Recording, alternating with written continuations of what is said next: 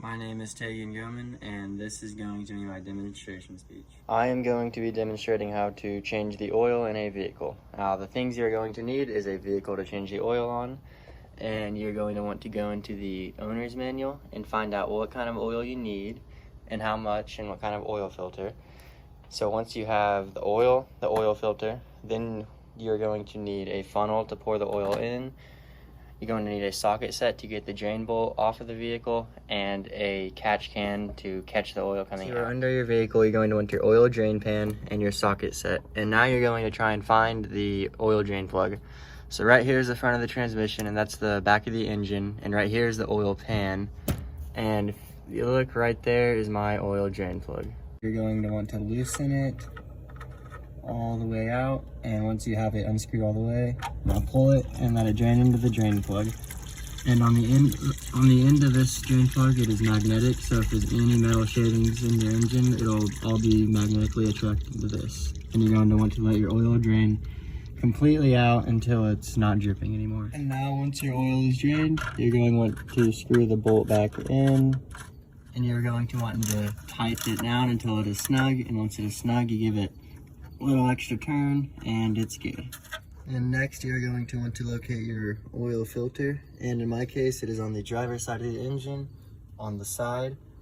And once you have found it, you're going to want to put the catch pan underneath it and unscrew it from the engine. Now to prepare your new oil filter to go in, you want to get a little bit of oil on your finger, and the seal around, you want to rub oil on it. And this is just so it seals whenever you put the new filter on. And if the oil filter goes in straight up and down like that, you can fill the filter so it prevents it from running dry for the first few seconds while you start it up.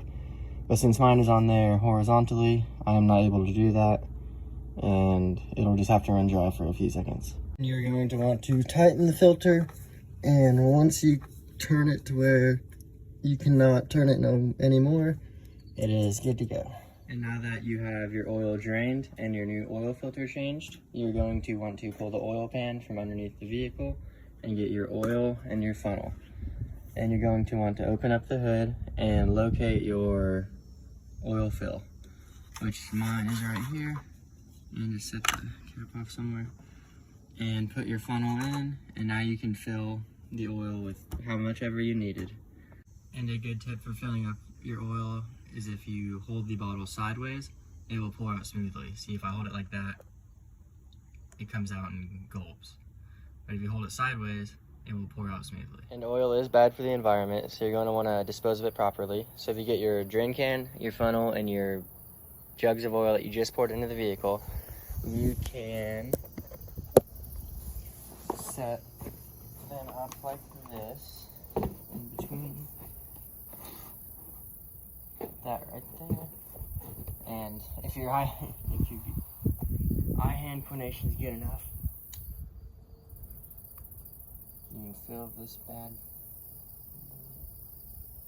And now that you have your oil drained and it is into the old cans, you can take this to O'Reilly's or any auto parts store, and I think Walmart even takes it, and they will recycle it for you. And another good tip is whenever you're done using your funnel, you can wrap a rag around it and get it somewhere to hold, and you let it sit there for a day or two, and all the oil in it will drain to the bottom. Now that we have drained the oil, changed the filter, and filled the oil back up, it is now time to start the vehicle. And the main thing you're going to want to watch is the oil pressure gauge right there. So whenever you start it,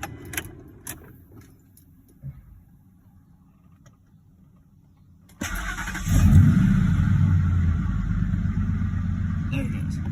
And so now we know that it has oil pressure. You're going to want to do a walk around. Make sure that no oil is leaking from the oil drain plug, and that no oil is leaking from. And what I most commonly do after every oil change I do is I write down the mileage, the date, what kind of oil I used, the weight of the oil, how much oil, and the oil filter number. And I keep this in my glove box so I know that the next 3,000 miles it's time to change my oil again. And that is how you change the oil in almost any vehicle. I hope someone has learned something today, and thank you for your time.